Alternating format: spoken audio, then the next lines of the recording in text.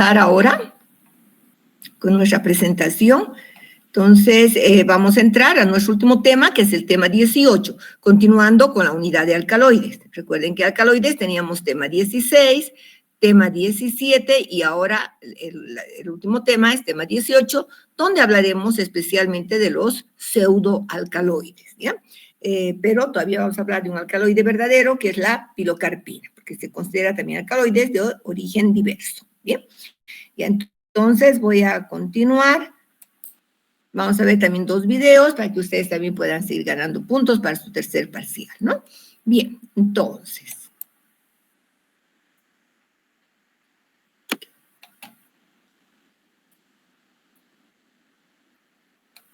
Bien, nuestra última unidad se denomina alcaloides de origen diverso, ¿no? Entonces, aquí vamos a comenzar viendo un alcaloide que deriva de la histidina, ya es un alcaloide del grupo del imidazol, alcaloide del grupo del imidazol, y deriva del aminoácido histidina, ¿ya?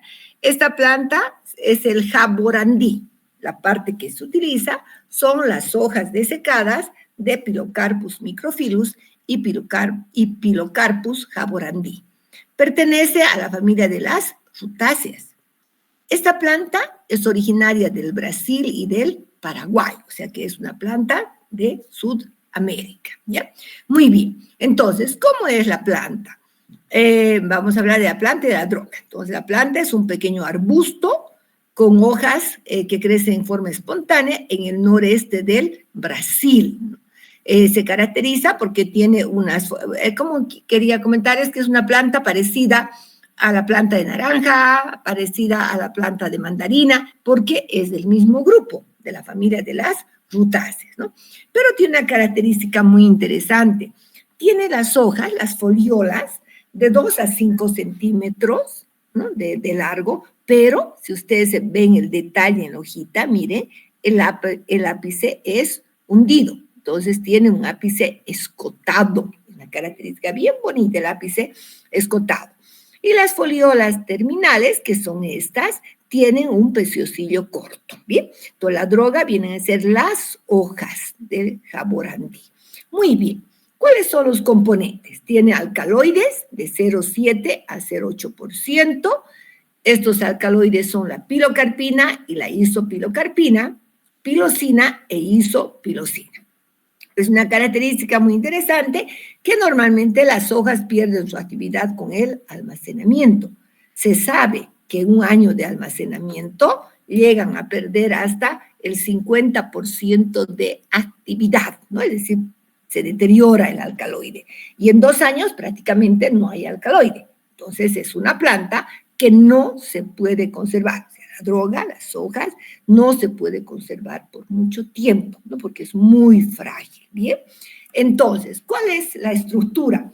Esta es la pilocarpina. Miren, se trata de un anillo imidazólico unido, entonces, a una lactona por un metileno, ¿no? Un anillo imidazólico unido a un anillo lactónico por un metileno. Entonces, el aminoácido, el aminoácido histidina es el precursor de esta molécula. Es una molécula ya conocida desde la antigüedad. Fue en el año 1875 que fue aislada por primera vez, ¿no?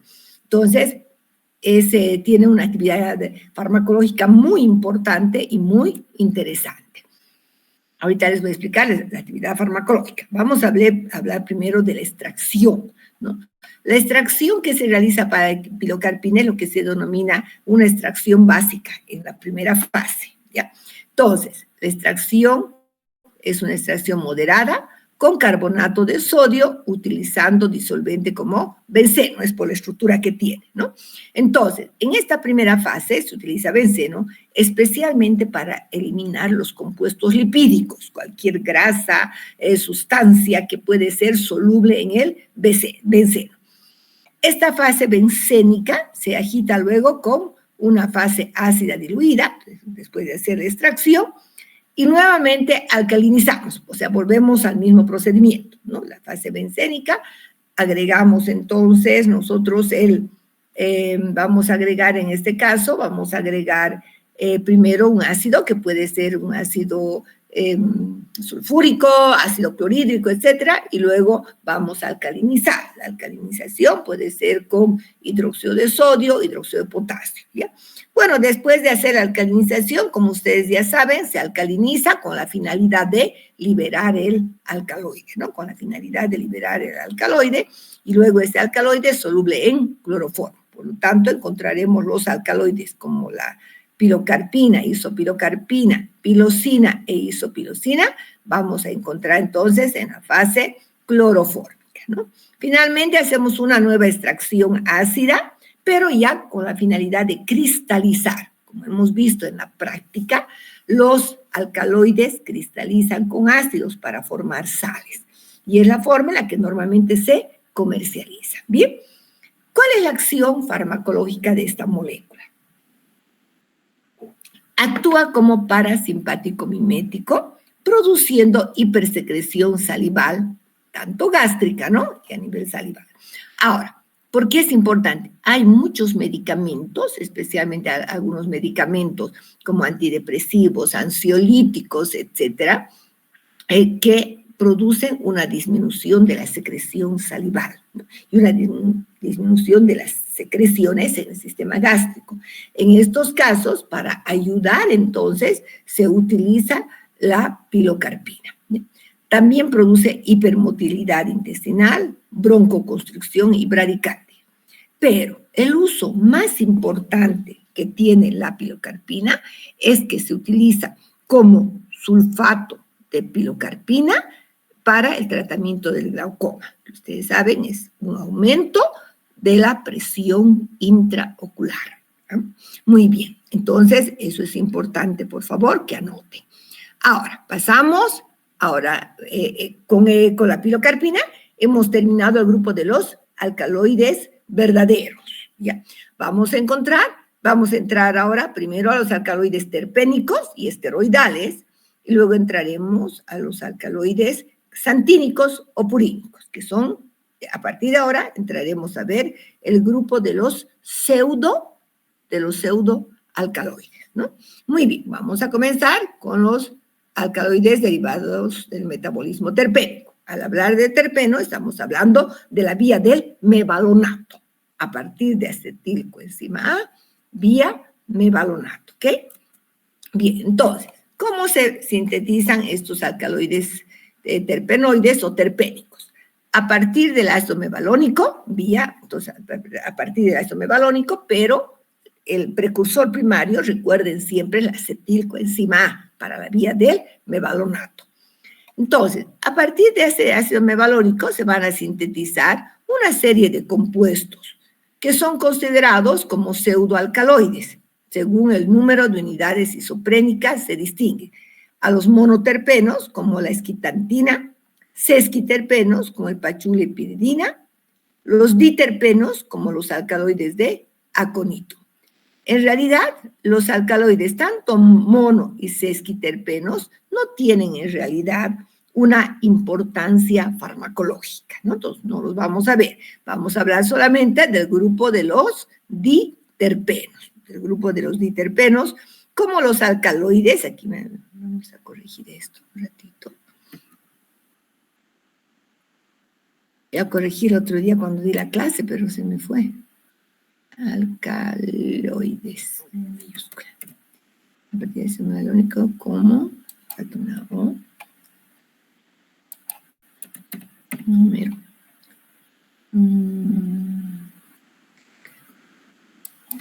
Listo, ¿ya? Bien, entonces, hablaremos nosotros ahora del grupo de los diterpenos. Los alcaloides diterpénicos se caracterizan por su toxicidad y una estructura compleja, ¿ok? Se encuentran en especies del género Aconitum y Delphinium de la familia de las ranunculáceas. Vamos a hablar nosotros del Aconitum. La raíz de Aconitum es un ejemplo de drogas, entonces, diterpénicas, de alcaloides diterpénicos. Recuerde, no derivan directamente de aminoácidos, pero tienen nitrógeno como parte de su estructura. En algún momento va a entrar, por supuesto, algún aminoácido, para aportar, pero no derivan directamente de aminoácidos. Estos están derivando de la vía del mevalonato. ¿Ya? Como ejemplo de este grupo, de los alcaloides diterpenos, tenemos raíz de acónito, son las raíces desecadas de Aconitum napellus, de la familia de las ranunculaceae. Es originaria de Europa occidental y del Himalaya. Su raíz tiene una forma cónica, miren, aquí podemos apreciar una forma cónica, de 4 a 10 centímetros de longitud y de 1 a 3 centímetros de diámetro, o sea que no es muy grande, ¿verdad? Muy bien.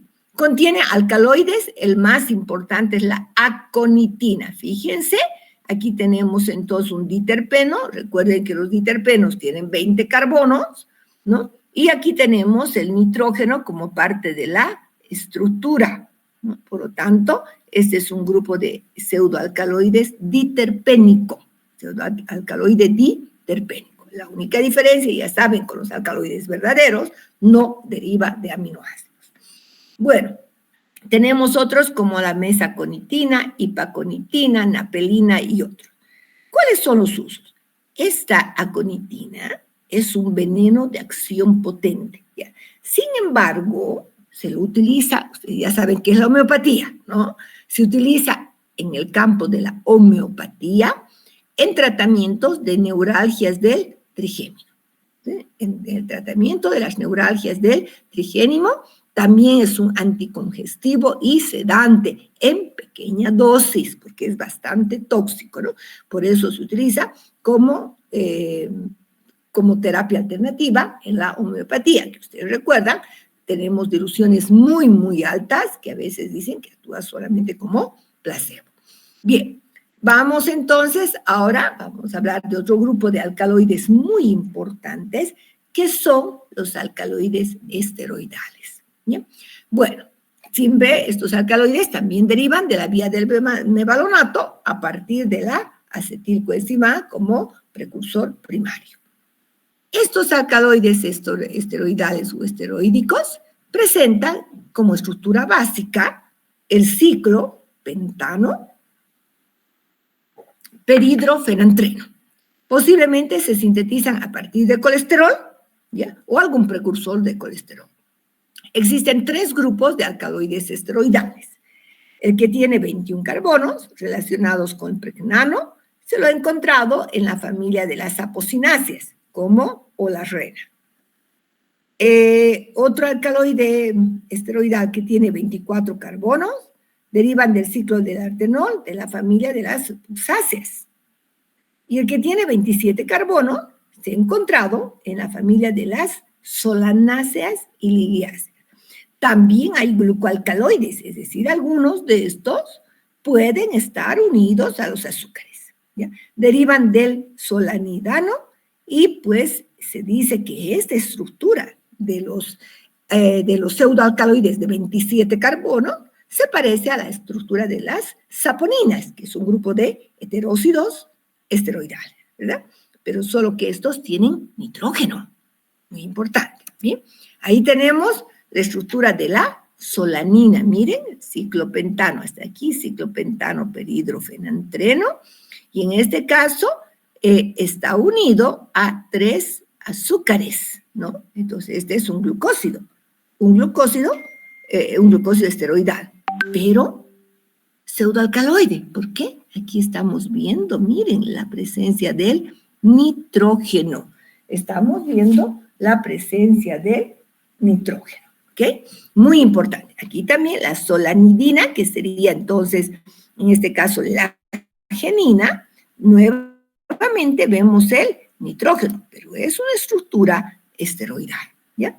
Bien, ¿dónde encontramos? Se ha encontrado en la familia de las apocináceas, y también, si ustedes recuerdan, se han debido escuchar, ¿no? Cuando estábamos en colegio nos comentaban de la leyenda de la papa, ¿no? De los frutos de la papa se encuentra este alcaloide, pues que hizo que los españoles se vuelvan, dice, habían ido a consumir los frutos y estaban nerviosos, alucinando, etcétera, ¿no?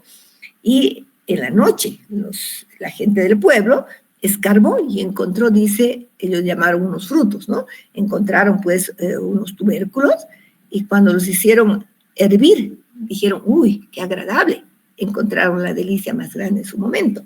En cambio, los españoles se intoxicaron con los frutos, ¿no? Bueno, esa es la leyenda de la papa que seguramente les han enseñado también en el colegio. Bueno, vamos a ver ejemplos de alcaloides esteroidales. Entre los más utilizados tenemos los veratros y el eboros, que se refiere al rizoma de Veratrum viridae y Veratrum album, de la familia de las liliáceas. ¿Cómo se prepara? El rizoma se recolecta, se corta, como saben ustedes, siempre se debe lavar, después se corta en rodajas para su desecación.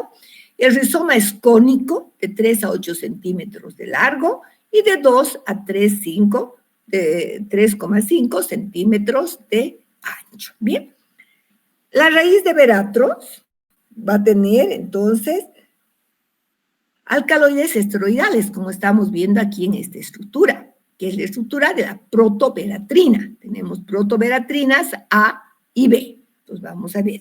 Recuerden que está el nitrógeno. Miren, nitrógeno, ¿no? Es una estructura esteroidal, pero tiene nitrógeno. Por eso es un pseudoalcaloide. Bueno, los usos. Se utiliza en una mezcla de alcaloides hipotensores. Entonces tiene esa propiedad. Actuar como hipotensores también tiene propiedades sedantes. El veratro europeo se utiliza para la preparación de las protoverinas, que tiene esa acción hipotensiva y esa acción sedante. ¿Okay? Bien, ahora vamos a hablar de la corteza de Olarrena curchi. Es la corteza del tallo de Olarrena antidicenterae. Actualmente se conoce como Olarrena pubescens, también de la familia de las apocináceas. Vamos a ver que la planta es un árbol pequeño, es un árbol de la India, pues tiene ese nombre de curchi, ¿ya?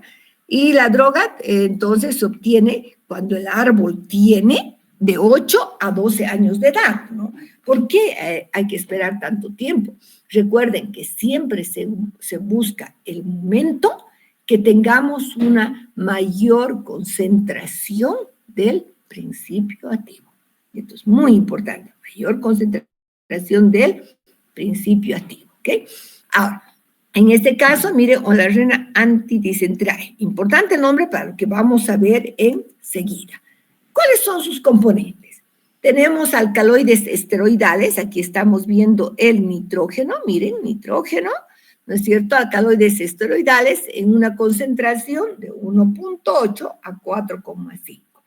Estos alcaloides son la norconicina, isoconicina, curchina, ¿no? Aquí estamos viendo la conicina, es la estructura de la conicina. Usos para la disentería mediana, ¿no? Para la disentería, las diarreas producidas por ameba. Por eso se denominaba Olarrena antidicenterae. Pero después han cambiado el nombre científico a Olarrena pubescens. ¿Ya?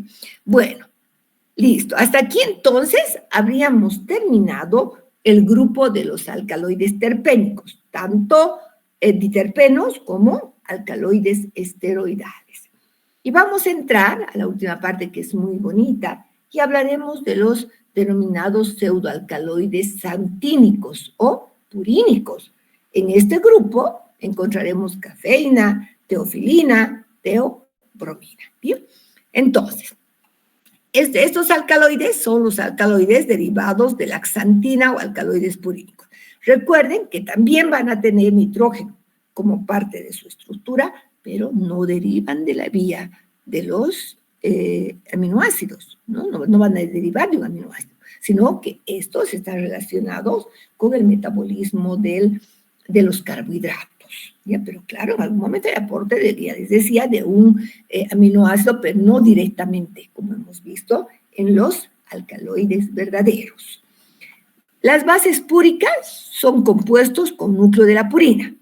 Es un heterociclo que resulta de la unión de un núcleo pirimidínico con uno imidazólico. Como podemos ver, mire, núcleo pirimidínico es este con un imidazólico, ¿ya? Entonces, aquí tenemos la estructura básica de la xantina, por eso se denomina alcaloides xantínicos. Estos están compuestos por un anillo pirimidínico, que es este, y un anillo imidazólico. Son tres drogas, tres principios activos representantes del grupo de los pseudoalcaloides.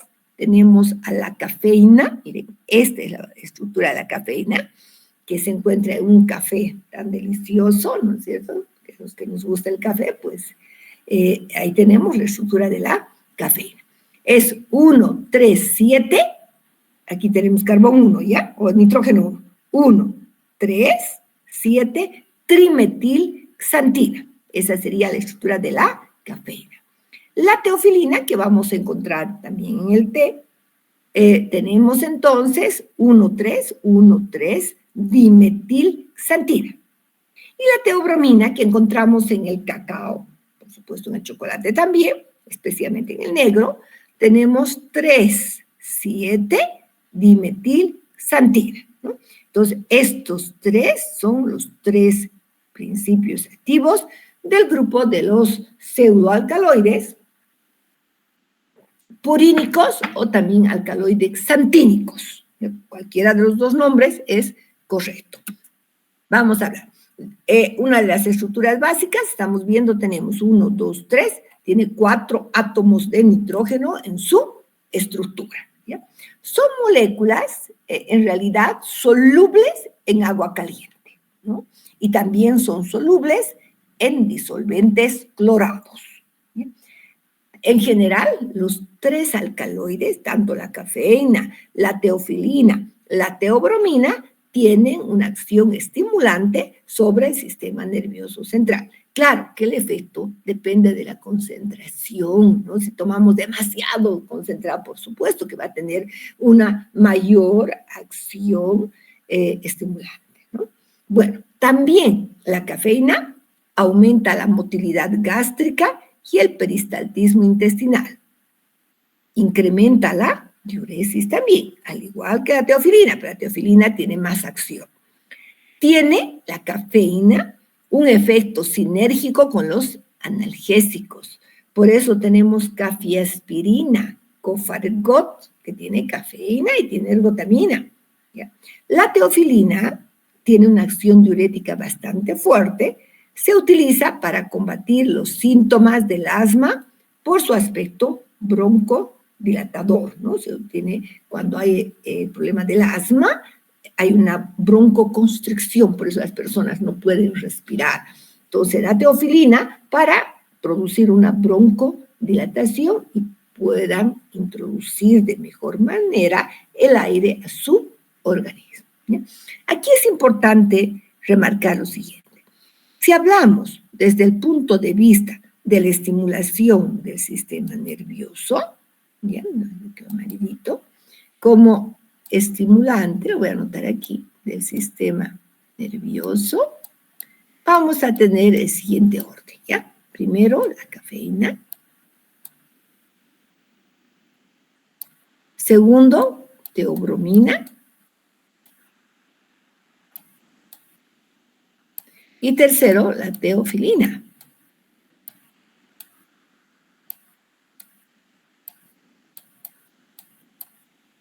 Estoy anotando todo, no todo, ¿ya? Y como diurético, por reacción diurética,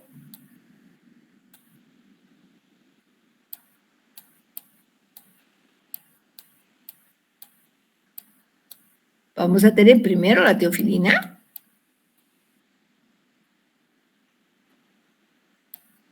Segundo, cafeína.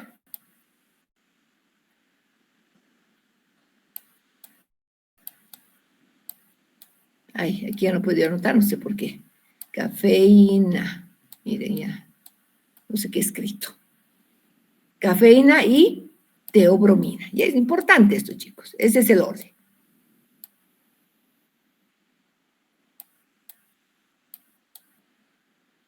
Mira, ¿ya? Bien, esto anótenlo, por favor. En acción estimulante, primero cafeína, segundo teobromina, tercero teofilina. como diurético. Más diurética es la teofilina, segundo la cafeína y tercero la teobromina. ¿Ok? Bien, eso es importante. Ahora, hemos indicado, si hablamos de su extracción y valoración, son moléculas insolubles en agua fría, solubles en agua caliente y también son solubles en cloroformo, lo que decía, son solubles en compuestos clorados. La cafeína sublima normalmente por encima de 100 grados centígrados y la sublimación es un método también de extracción de la cafeína. ¿Ya?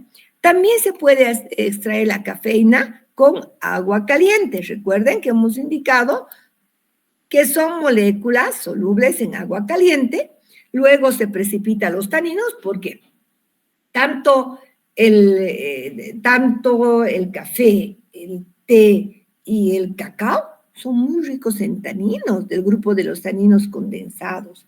Entonces, para el procedimiento de extracción, se precipitan primero los taninos. ¿Sí?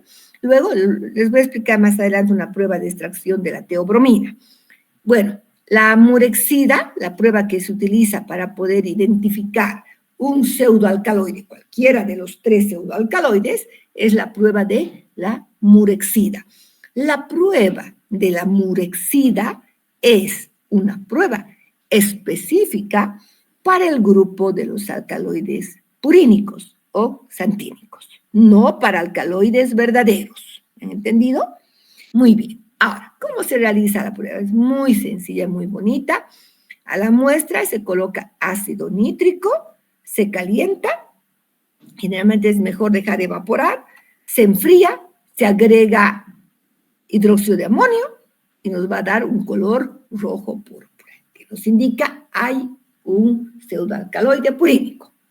Otra prueba que se realiza es la reacción con peróxido de hidrógeno en un medio alcalino. Y el peróxido de hidrógeno, unas gotitas de hidróxido de sodio y nos va a dar también un color rojo, ¿no? Estas son las pruebas que se utilizan. La más conocida es la prueba de la murexida.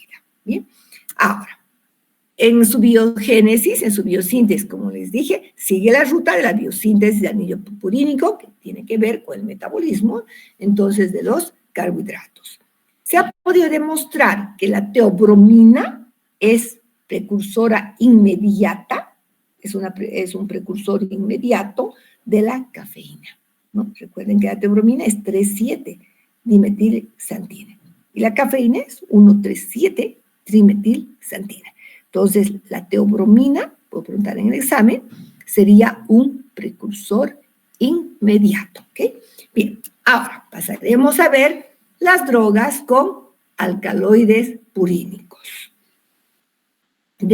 Vamos a ver 3 drogas: semillas de café, hojas de té y vamos a ver las semillas del cacao, ¿no? Como un ejemplo de las 3 drogas. Cuando hablamos de las semillas del café, enseguida vamos a ver un video muy bonito, que no es largo, pero es muy, muy interesante. Hablaremos de las semillas del café, semillas de Coffea specia arábica o canephora. Tu nombre científico, Coffea arábica o canephora, pertenece a la familia de las rubiáceas. Estos son los frutos, ¿verdad? Lo que utilizamos son las semillas. Vamos a ver cómo es el grano de café. No les estoy preguntando todavía qué país produce, dónde se cultiva en Bolivia, luego lo voy a hacer, ¿ya? La composición química: el grano del café es rico en glúcidos, tiene más de 50% de azúcares.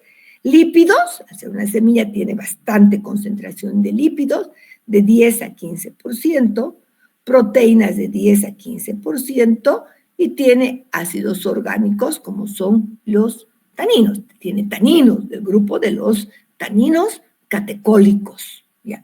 Y también tiene, por supuesto, cafeína, ¿no? Que es el pseudoalcaloide de 0,6 a 1,8%. Esta cafeína vamos a ver que tiene uso tanto en cosmética como también en la parte de analgésica, ¿no? Entonces, tiene otras propiedades, además de ser estimulante, por supuesto. Usos: una parte de la cafeína es utilizada en farmacia, como les decía, se utiliza porque actúa sinérgicamente con los analgésicos. por una parte. Por otra parte, se utiliza también como antiinflamatorio y tensor de la piel, ¿no? Entonces, hemos utilizado también en algunos serum, por ejemplo, para bajar la inflamación de las bolsitas de los ojos, ¿no? Entonces, utilizado también juntamente con la vitamina C. También se utiliza en el campo de las bebidas para enriquecer las bebidas con cola, ¿no? También las bebidas con cola, por eso es que la Coca-Cola, etcétera, no es bueno dar a los niños porque llega a ser un estimulante. Ahora hay una pregunta, dice, a ver, tiene taninos que son excelentes antioxidantes, mejora la circulación, etcétera, y tiene la cafeína, ¿no? Se han hecho pruebas, ¿no? La cafeína es un estimulante, pero los taninos son muy bondadosos para la salud de las personas. Entonces, tal vez consumir café, pero no exageradamente, puede ser beneficioso, es lo que dicen los artículos científicos, ¿no? Muy bien, vamos a ver ahora un video sobre la historia del café y voy a hacer preguntas para que puedan ganar puntos, ¿no? Porque sus exámenes pues no estaban muy bien tampoco. Vamos a mantener esto un segundito y voy a compartir un video que lo tenía ya preparado. Ya, tengo que cerrar esto. Ya, dejamos de compartir. Les paso el video, van a anotar.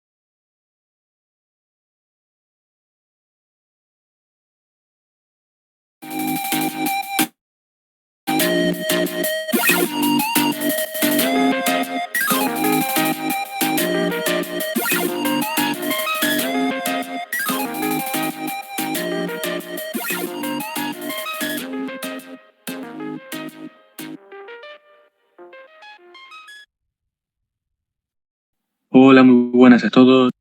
Estamos aquí en Hostelería Adictiva con el primer vídeo del curso de cafés. Hoy vamos a tratar el origen del café. El origen del café se remonta aproximadamente al año 450 a.C. El café es originario de la antigua Abisinia, actual Etiopía, quizás el país más antiguo del mundo. El café es el fruto de color rojizo al cual se le denomina cereza y que procede de un árbol pequeño o arbusto silvestre llamado cafeto. Los primeros cafetos pertenecían a la especie Coffea arábica y crecían de forma silvestre en las altas mesetas de la región del lago Tana en Etiopía. Existen además otras especies de cafetos cuyo descubrimiento es más reciente, y los cuales han sido hallados en estado salvaje en varios puntos del África ecuatorial. Son la Coffea canéfora, detectada en el lago Victoria, en Angola y en la cuenca del Congo. Por otro lado, la especie Coffea libérica, que vegeta en Sierra Leona y Costa de Marfil. Existen una serie de relatos legendarios sobre el cual es el origen del café. Uno de ellos asegura que el místico sufi yemení, al observar la tremenda vitalidad de unas aves, probó los frutos de color rojo que estaban comiendo, experimentando en su cuerpo una tremenda fortaleza repentina. Otra leyenda, en este caso la más popular sobre el origen del café, atribuye su descubrimiento a un cabrero local llamado Caldi, quien observó que sus cabras, al comer los frutos de color rojizo de unos arbustos, se ponían nerviosas y muy activas. Ante esta situación, Caldi decidió probar estos frutos, sintiendo más fortaleza, ánimo y energía. Ante este asombro, Caldi le llevó algunos frutos al sacerdote de su pueblo, el cual molió las semillas, las calentó con agua y probó el líquido resultante. La bebida resultó muy amarga y repugnante, y el sacerdote decidió tirar esos frutos al fuego del hogar. En este momento, sin él saberlo, los frutos comenzaron a tostarse y desprendieron unos aromas embriagadores, lo que llevó a pensar al sacerdote que si tostaba las semillas conseguiría una bebida muy amable y aromática. Finalmente, esta bebida pasó a ser un gran aliado en ceremonias religiosas, haciendo que los religiosos no durmiesen y pudiesen aguantar los largos rituales que realizaban. El café se llevó de Abisinia a Arabia y en Yemen pronto se plantaron cafeto y se convirtió en un cultivo importante para los yemeníes. De allí se difundió por todo el mundo musulmán, pues además era una bebida recomendada por el profeta Mahoma. La evidencia más antigua que existe del café la tenemos en el siglo XV, en los monasterios sufíes de Yemen. Los primeros establecimientos de servir café se abrieron en la Meca. Ese tipo de establecimiento se extendió rápidamente por todo el mundo árabe, y los cafés se convirtieron en lugares muy concurridos, en los que se jugaba al ajedrez, se intercambiaban opiniones, se negociaba y se disfrutaba del arte del baile, la música y el canto. Por aquella época, además de en Yemen, el café se había extendido por Persia, Egipto, África septentrional y Turquía, donde en 1475 abriría sus puertas en Estambul Iwahan, la primera cafetería del mundo. Al detectar el creciente gusto por el café, tanto por Europa como en otros países, los musulmanes, celosos de sus plantas del cafeto, prohibieron su exportación y durante muchas décadas obstaculizaron su cultivo fuera del mundo musulmán. La primera mención que se tuvo en Europa del café aparece en un libro publicado en 1583 por el botánico y médico Leonard Rauwolf, quien, al volver de un largo viaje de Oriente Medio, estaba entusiasmado por esta bebida y los efectos que causaba. El primer establecimiento de café en Europa se abrió en Venecia en 1683. En la España del siglo XIX, los intelectuales comenzaron a reunirse en las cafeterías.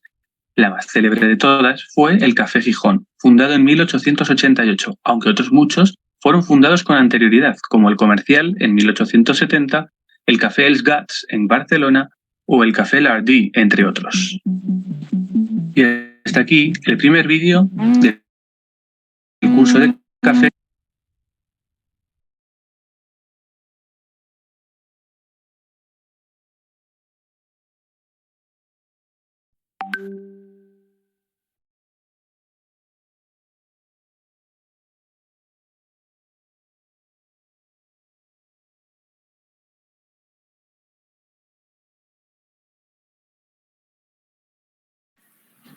Bien, como han podido ver, un video muy bonito, ¿no es cierto?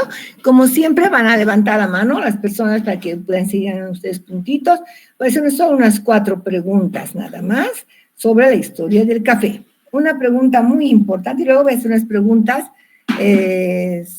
sobre el café en América, ¿ya? Pero si ni siquiera preguntó, ya está levantando la mano y ven. Esperen todavía que haga las preguntas, ¿ya? No voy a hacer en el orden que ustedes esperen. Bueno, ¿dónde fue el lugar donde llevaron de la África? ¿Hacia qué lugar de Arabia llevaron el café por primera vez? ¿Quién me puede responder? Levante la mano. Naira Marza. A ver, Naira Marza. Buenos días, doctora. ¿Estambul? No es Estambul. A ver, la segunda, Nina Guará. ¿Danisa, Nina? Buen día, doctora. ¿Meca? No, estoy hablando de dónde llevaron el café. Primero estaba en el África, originario del África. Todavía no estoy preguntando de qué lugar. Luego lo han llevado a un país arábigo. ¿Cuál es ese país? ¿O ese lugar? A ver, ¿quién viene después? Vamos a ver la fila. Ya, un segundito. Natalia. Doctora, buenos días. ¿A Costa de Marfil? Tampoco. ¿Romaldina? ¿Romaldina? ¿Lady Guzmán? Virginia, doctora. Tampoco. Ana Belén. Buenos días, doctora. Etiopía. Doctora, No. ¿en Estambul? Ahí fue donde se abrió el primer café. Era otra pregunta. No, chicos. Han dicho claramente en la primera parte. Ya mira, hasta ahora no hay nadie. Voy a ver si... Doctora, buenos días. ¿Tal vez en Egipto? No.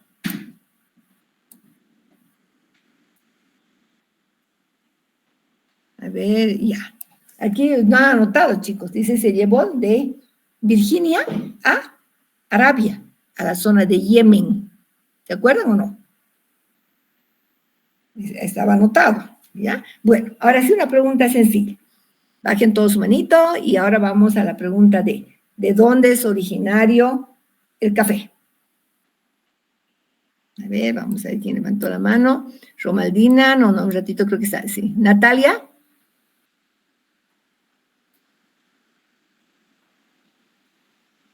Natalia.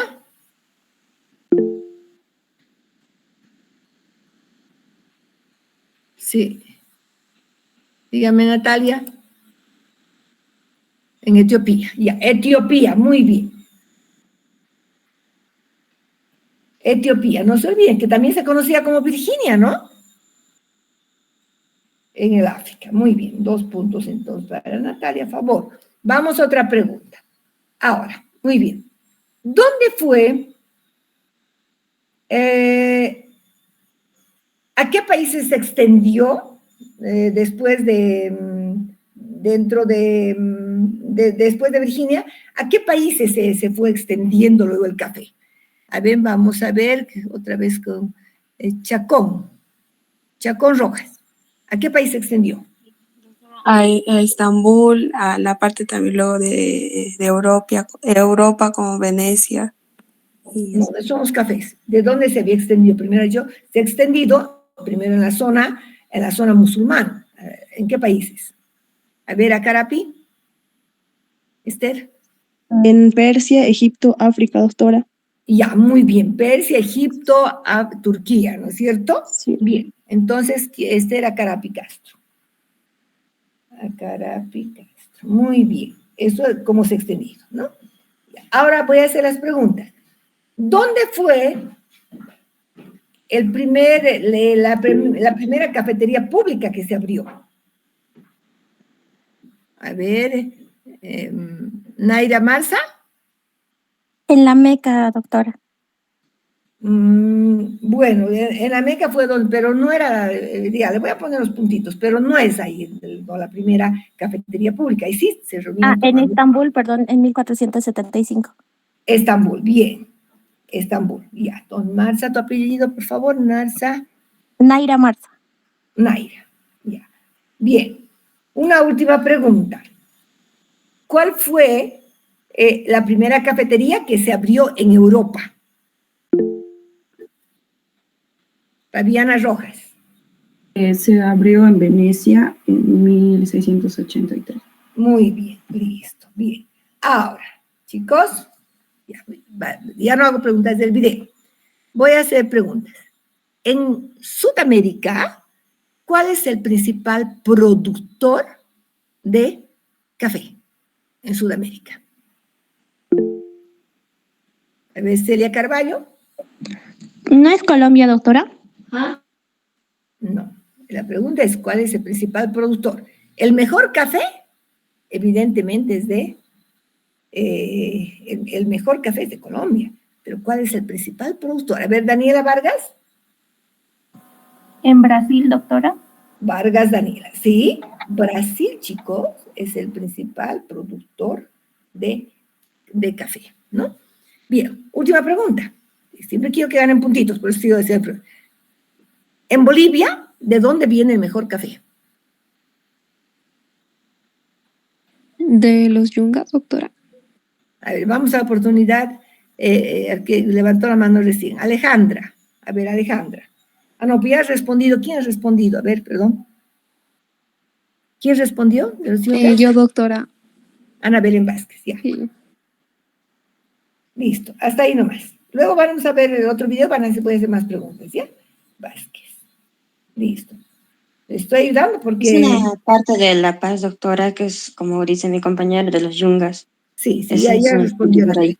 Sí, está bien, Alejandra. Continuamos entonces, chicos. Vamos a entrar a ver ahora algo muy bonito que es el cacao. A mí me encanta, a ustedes les debe gustar el chocolate, a mí me encanta el chocolate, ¿no? Seguramente ustedes también, porque a quien no le gusta un buen chocolate o un buen cacao. A ver, vamos a entrar entonces, a ver, estoy compartiendo. Ya. ¿Dónde está? ¿Qué pasó? Lo he borrado. Vamos a entrar otra vez un segundito. En lugar de bajar, lo había guardado. Ya.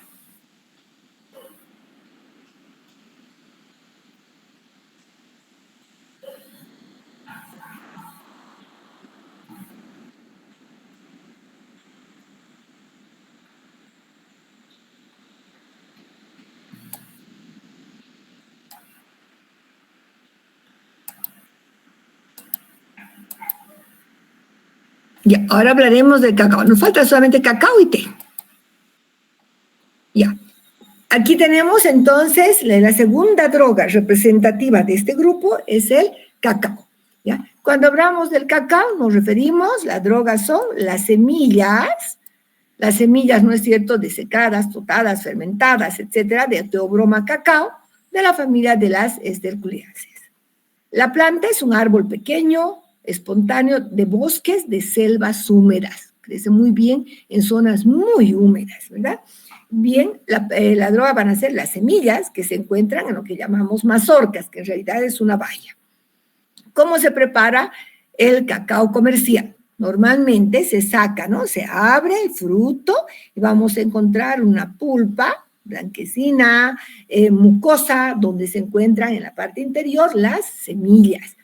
Normalmente se deja fermentar por un tiempo que depende, ¿no? Entre 4 a 5 días, dependiendo también de la época, se deja fermentar. ¿Para qué? Para que las levaduras, las bacterias, puedan hacer que se lleven a cabo algunos cambios químicos que van a mejorar el sabor y el olor del cacao, ¿no? Que le van a dar ese sabor y ese aroma característico. Entonces, durante ese tiempo de fermentación, que normalmente se pone en cajas de madera, se agrega un poco de agua y se va moviendo, ¿sí?, varias veces al día, etcétera, para que se lleve a cabo la fermentación. Se va aireando, como dicen en las preparaciones, para mejorar ese proceso de fermentación.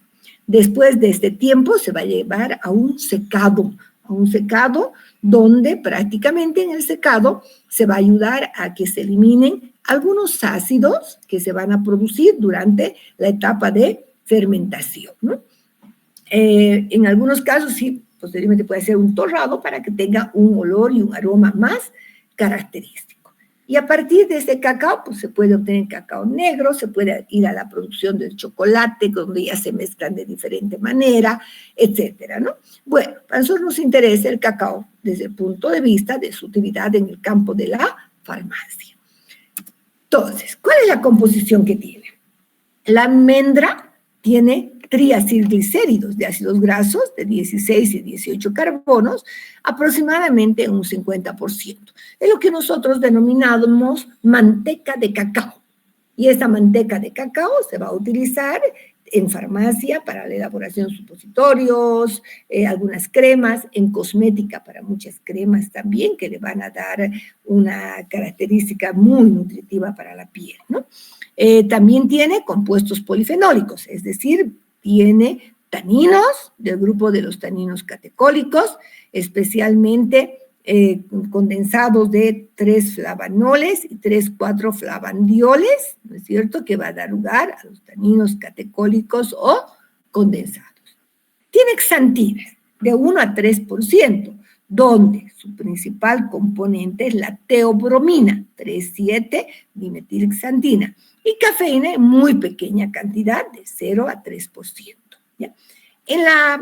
En la cubierta, que se llama tegumento, en la cubierta de la semilla, también hay un porcentaje de teobromina de 1,5%. ¿no? Eso se puede ver después del proceso de la fermentación y secado, ¿no? De secado o torrado. Fíjense que para poder obtener la teobromina es mucho mejor utilizar el tegumento, porque la almendra en sí va a ir pues a la industria del cacao, va a ir a la farmacia, a la cosmetología, etcétera, ¿ok? Bueno, les voy a dar un procedimiento que yo lo había estandarizado hace años para poder obtener la teobromina de la cubierta del cacao, es decir, del tegumento. Lo que hacemos son hervir las cubiertas del cacao, después se hace hervir, ¿por qué? Recuerden siempre las propiedades físico-químicas, ¿no? Son moléculas solubles en agua caliente. Entonces voy a hacer hervir las cubiertas del cacao, voy a filtrar, voy a precipitar el tanino con acetato de plomo, porque los taninos precipitan con acetato de plomo, ¿ya?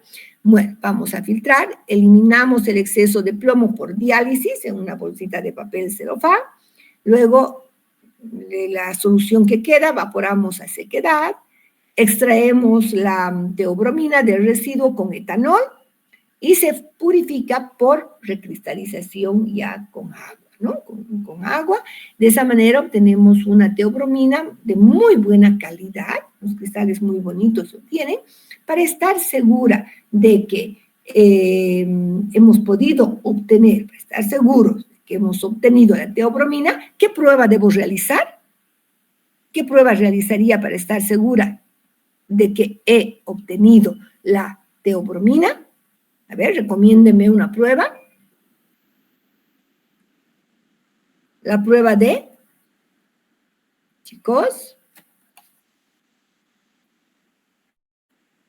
la prueba de la,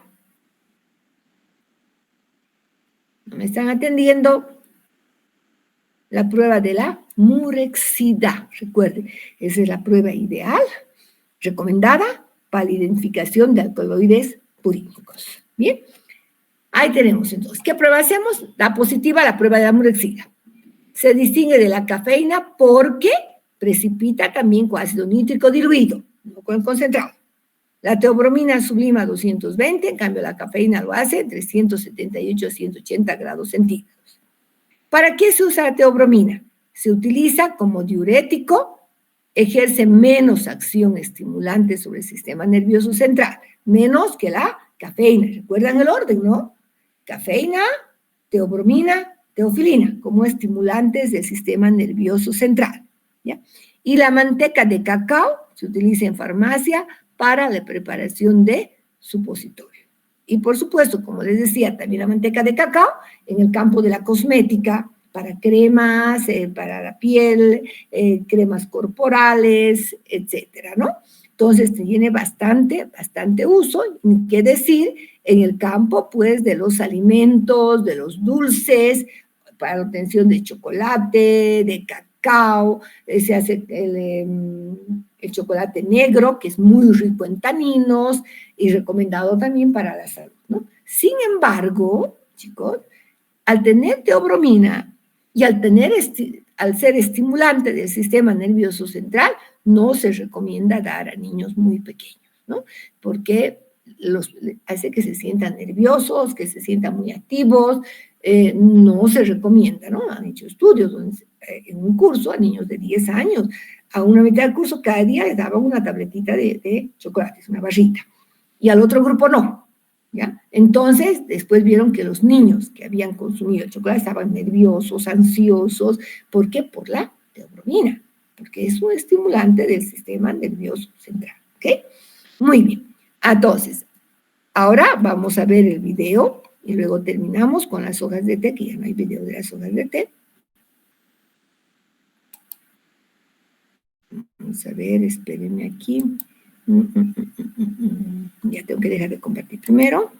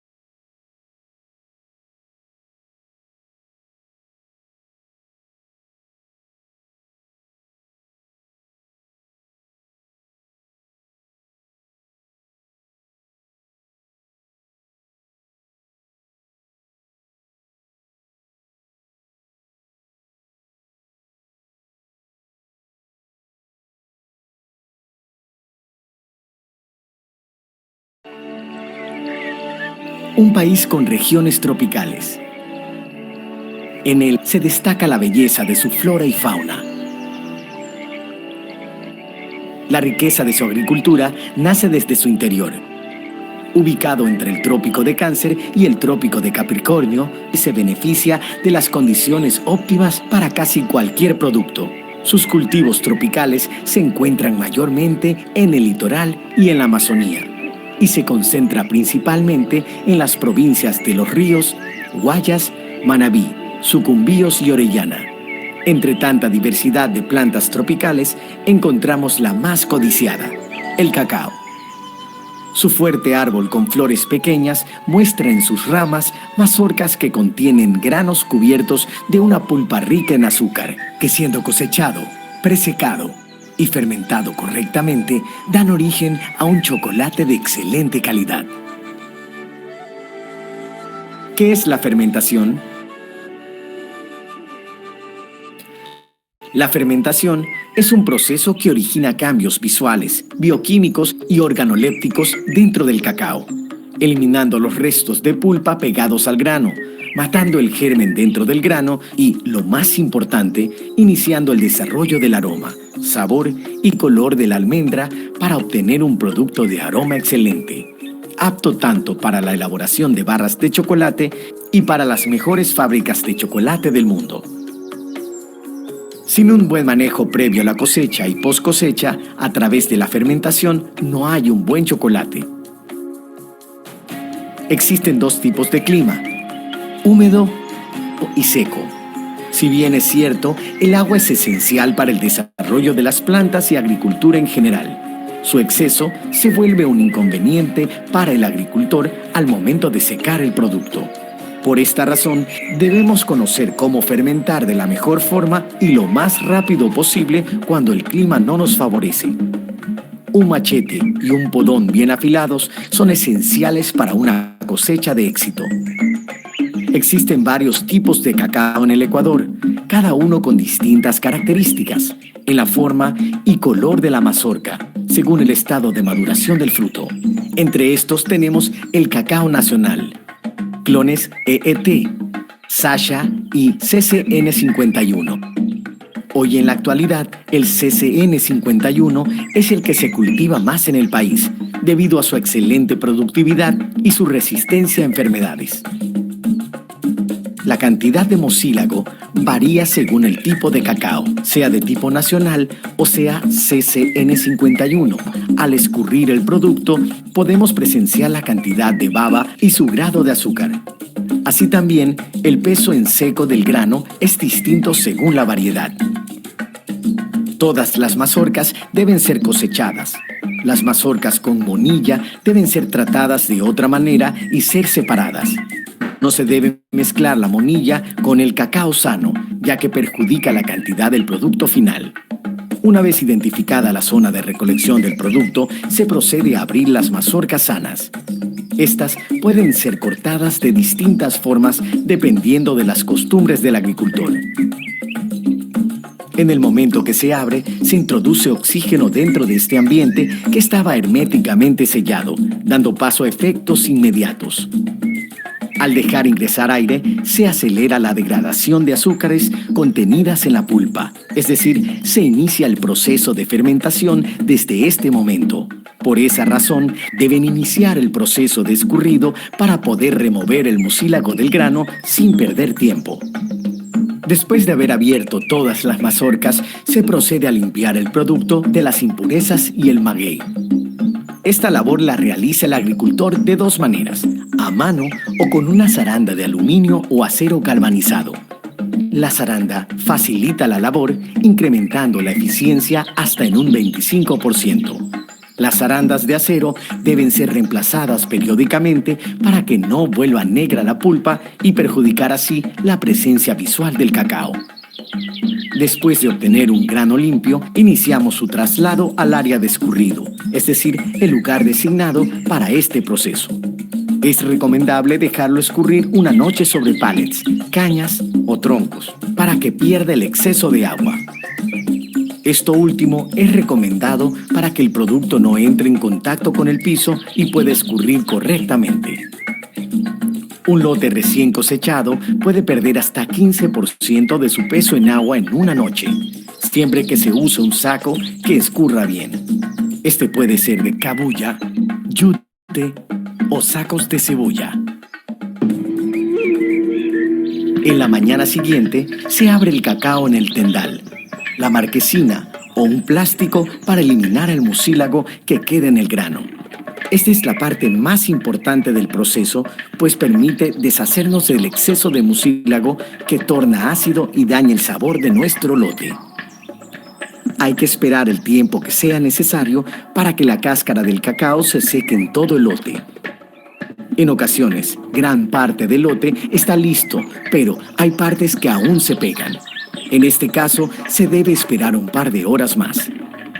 De 1 día a 2 días, dependiendo de los factores climáticos, es lo que toma el grano para que no se pegue entre sí, y es cuando ya está listo para ser fermentado. Fermentación del CCN51. Inicio del proceso. Una vez que el grano está listo para ser fermentado, puede verse el cambio de color y la mejoría de la presentación. Debido a la oxigenación, la cáscara tiene un excelente color naranja. El método de fermentación a elegirse depende de las facilidades de la hacienda. Puede ser en piñas o en sacos, expuesto al sol o bajo sombra. En todos los casos, el cacao debe cubrirse con una lona para que el calor se mantenga dentro. Esto empareja la fermentación en todo el lote. Dependiendo de las facilidades, sea cualquiera el método elegido para fermentar, es necesario destapar el cacao una vez al día para que respire, y así la fermentación aeróbica y la oxidación continúen. El oreado de una piña debe hacerse paleando el cacao de un lado al otro, en el mismo sitio. El oreado de los sacos debe hacerse moviéndolos y pisándolos, asegurando así que los granos se suelten dentro del saco y respiren mejor. De no hacerse, podrían terminar con un 20% menos de fermentación o la aparición temprana de moho blanco. La fermentación debe hacerse por 3 días completos. De ser posible, si comienza un martes en la mañana, terminaría un viernes, en caso que no haya aparición temprana de moho blanco. Al comienzo del tercer día, se abre un par de sacos para revisar. De haber moho, es preferible detener la fermentación y continuar el secado inmediatamente para no perder calidad. Cuando no se voltea el grano, no solo se pierde fermentación y peso, sino que los hongos del moho crecen en un ambiente mucho más favorable. Esto no sucede a menudo, pero no hay que descuidarse. En lugares con clima muy húmedo, recomendamos el secado mecánico. El cacao, luego de fermentarse, tiene entre un 25 a 30% de humedad, pues ha perdido mucha agua en el proceso. Por eso, este método recomendado ayuda a que el secado sea más rápido. El secado al sol en patio es el método preferible, pues permite que el agua remanente ayude a la salida de ciertos elementos amargos y esto mejora la calidad del producto final. Métodos recomendados. Usar herramientas adecuadas. Remover impurezas. No mezclar la monilla con el cacao. Escurrir el cacao una noche. Presecar un día. Fermentar 3 días, en piñas o en sacos. Permitir la aireación de los granos de cacao. Controlar aparición temprana de moho blanco. Proceso de secado según el clima. En resumen, obtenemos una buena fermentación hasta del 85% con una gran mejoría en el sabor. La desaparición del sabor ácido, pútrido y fuertemente astringente. Un mejor peso por pepa. Una excelente coloración. Un mejor precio de venta. Una satisfacción individual del agricultor por la nueva presentación de su producto, el cacao. Siguiendo los pasos de una buena fermentación, alcanzamos un excelente producto final. Esto conlleva a un mejor ingreso para nuestras familias y un mejor futuro para las nuevas generaciones.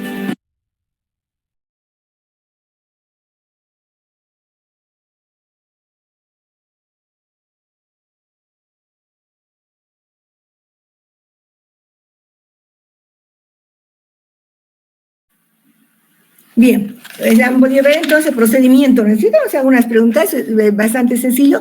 Ese es un procedimiento un poco diferente porque también directamente se puede poner en las cajas, ¿no? Pero hay diferentes procedimientos para poder fermentar el cacao, que es muy importante, ¿no? Entonces voy a hacer algunas preguntitas, como siempre. A ver, vamos a ver primero. En el video, ¿cómo ha definido la fermentación y por qué sería importante este proceso de fermentación? Levante la mano. A ver, Tania Vargas. A ver, los que ya tienen puntos. Ya, Tania Vargas. Buenos días, doctora. La fermentación, como ha dicho en el video, es el proceso, cambios visuales bioquímicos y organolépticos. Ya, muy bien, ¿no? Cambios organolépticos, bioquímicos, etcétera, para mejorar sabor, aroma, etcétera. Muy bien. Bien, vamos a otra pregunta.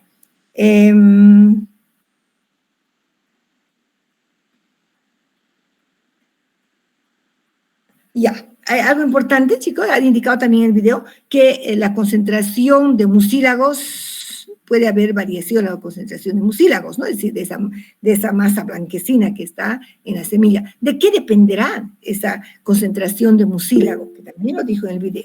A ver, Liceda, no, ya no, Daniel. Vamos a oportunidad para que de otras personas, y usted ya ganó puntos, ¿ya? Otra persona que no sea Daniela. Alan. Doctora, depende si se pasa a la fermentación. Sí, si se fermenta además. Sí, también, pero hay algo más importante, la concentración inicial de mucílagos.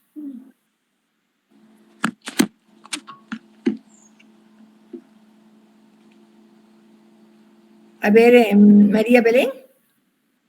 Depende de la especie del cacao. Muy bien, depende de la especie del cacao. ¿Ya? A lo que ha dicho Alan, también, ¿cuánto mucílago va a quedar? También, pero ahorita estamos en la primera parte, ¿no? Que depende de la especie. ¿Ya? Entonces, ¿quién me ha respondido, por favor? Yo, doctora, María Belén. María Belén. ¿Listo? Bien, entonces, ahora vamos a otra pregunta. Ya, vamos a otra pregunta. ¿Cuál sería el tiempo de fermentación recomendado? Ya, Danitza Nina. Doctora. Doctora, ¿son 3 días completos? Ya, 3 días. Está bien, 3 días. Según otros autores, puede ser hasta 4 a 5 días, ¿no? Pero está muy bien. En el video recomiendan 3 días de fermentación, días completos. Otra pregunta. A ver, para Alejandra, que sigue con su mano levantada. ¿Qué tienen que hacer durante la fermentación? ¿Qué tienen que hacer durante la fermentación? Que es muy importante para que mejore la fermentación. La fermentación sería, doctora, que es una parte del que es extraer todo el líquido, todo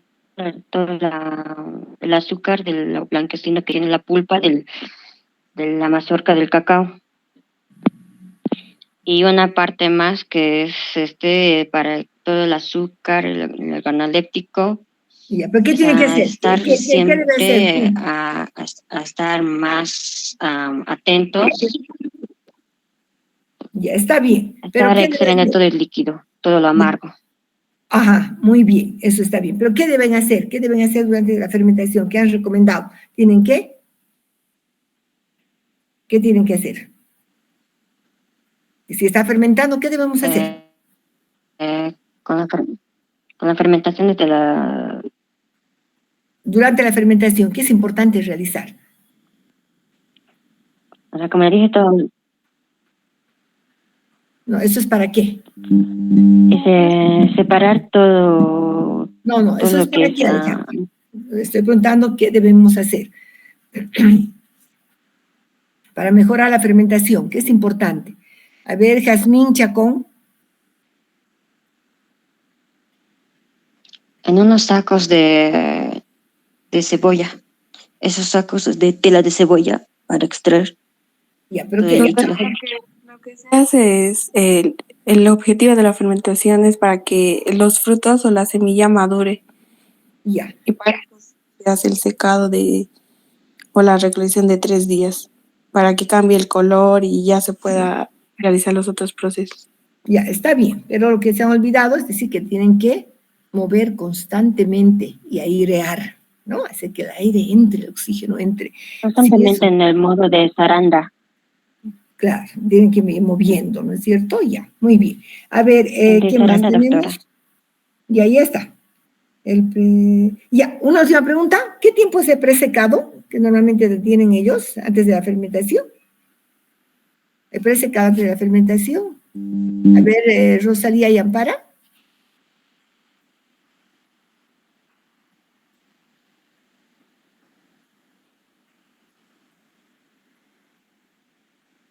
Ya. Guarachi, Nina. Doctora, el presecado es un día. Ya, ven, un día de presecado. Ya. Perfecto. Un día de presecado, no se olviden, ¿ya? Bien, entonces ya he anotado los puntitos. Quería siempre darles una oportunidad para que vayan mejorando, pues siempre en función de lo que vayan anotando. Voy a compartir ya la última parte. Nos falta simplemente ya para terminar las hojas de té.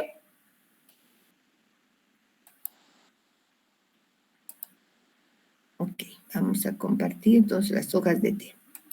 Ahí estamos. Bueno, comenzaríamos con las hojas de té. Todos conocemos el té, todos tomamos té. Entonces vamos a ver que la droga son las hojas desecadas de té, el nombre científico, Camellia sinensis, de la familia de las teáceas. El té es un pequeño árbol asiático muy conocido en la China, muy conocido en la India, ¿no? En la India, pues, es muy utilizado el té en todo lado, todos diferentes tipos de té, lo toman de diversas formas. Y también, por supuesto, ha sido cultivado e introducido en otros países. Comercialmente distinguimos nosotros el té verde, que es el té que se utilizan las hojitas y se estabilizan rápidamente con vapor de agua y por una torrefacción rápida, ¿no? Un secado rápido, lo que va a permitir que obtengamos un té verde muy rico, especialmente en flavonoides, ¿ya? En cambio, el té negro es el té recolectado, por supuesto, de las hojas marchitas y dejadas fermentar. Se enrollan, se deja fermentar para que tome un sabor un poco más amargo. También durante este proceso de la fermentación, los flavonoides se condensan para dar lugar al grupo de los taninos catecólicos, ¿no? Y, por supuesto, este té va a ser entonces, el té negro más conocido, va a ser muy rico en polifenoles, tiene 30% de polifenoles, pero especialmente del grupo de los taninos catecólicos, que se van a formar a partir de los flavonoides, ¿no? Entonces, muy rico en el grupo de taninos catecólicos o condensados, tiene una alta concentración. Y también tiene alcaloides xantínicos, donde tenemos nosotros el contenido de alcaloides xantínicos varía de un 2 a un 4%, ya tiene bastante alto también, ¿no? De 2 a 4%, va a tener principalmente cafeína y luego le sigue en importancia la teofilina. Tiene cafeína y tiene teofilina. La teofilina, recuerden que es 1,3-dimetilxantina. Bueno, ¿para qué se utiliza? La teofilina es muy utilizado para el asma y, como les había indicado, tiene una acción diurética. Es un broncodilatador y, por supuesto, tiene una acción diurética, ¿no? ¿Quién me puede decir en Bolivia de dónde viene el té que nosotros consumimos? De Win, son los mejores tés, tenemos una excelente calidad de té. ¿De dónde viene el té en Bolivia? ¿Dónde cultivamos el té? ¿Un buen té dónde se cultiva? Doctora de La Paz, de los Yungas. En los Yungas, muy bien. En los Yungas de La Paz, entonces tenemos un té de excelente calidad, ¿no? Un té de excelente calidad. Muy bien, entonces la pregunta es, a ver, nosotros tomamos té con mucha frecuencia, pero no tenemos, y eso que podemos tomar varias veces de té, varias veces tazas de té al día, pero no tiene esa acción estimulante tan fuerte como el café. ¿Por qué será? Si también tiene una alta concentración de cafeína. ¿Por qué será? A ver, ¿cómo tomamos el té? ¿Cómo tomamos el café?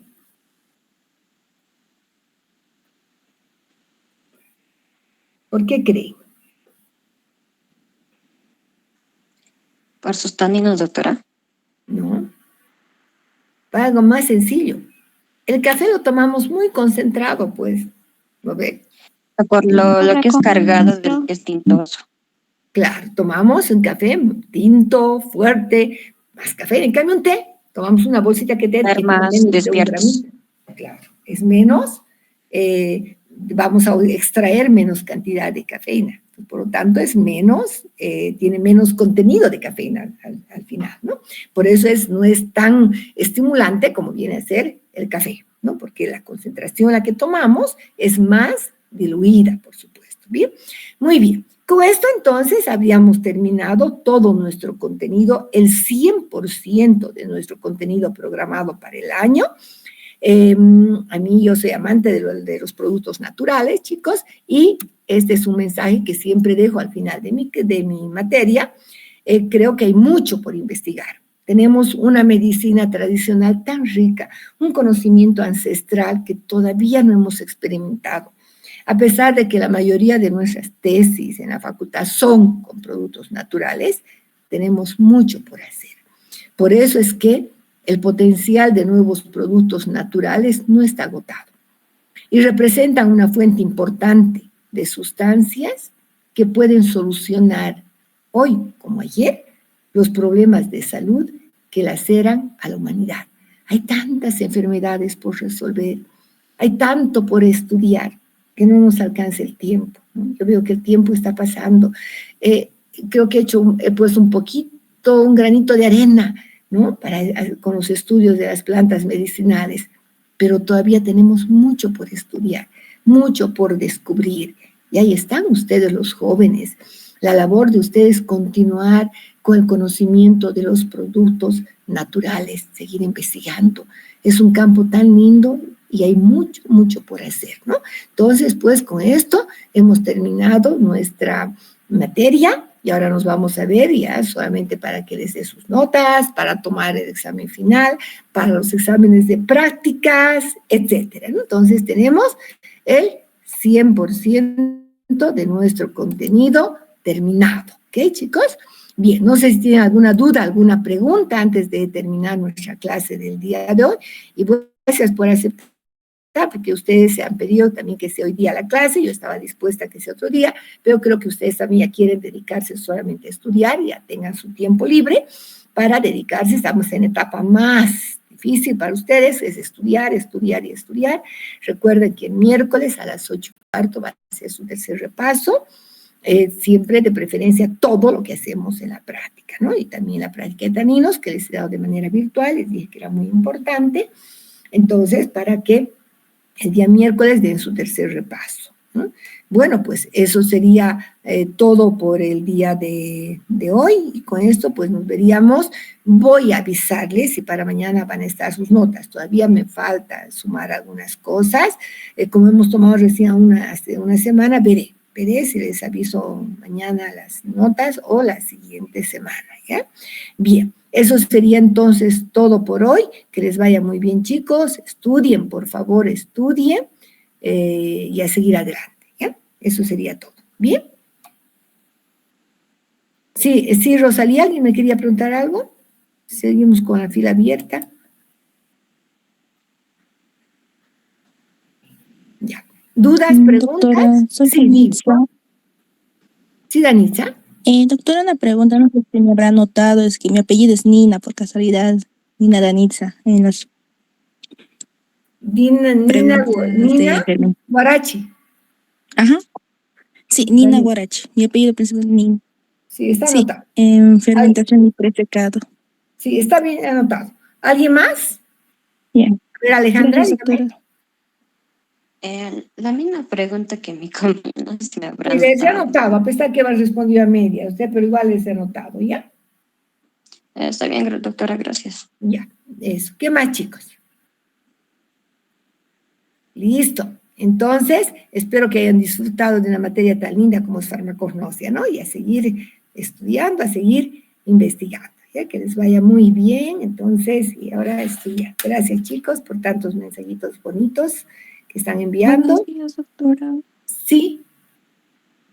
Buenos días, doctora. Va a disculpar que le interrumpa. Le quería preguntar, ¿cuándo va a ser el examen de rezagados de tercer parcial? Mañana, le de su dije materia? a Natalia, mañana a las 9:30 en la facultad, aula 53.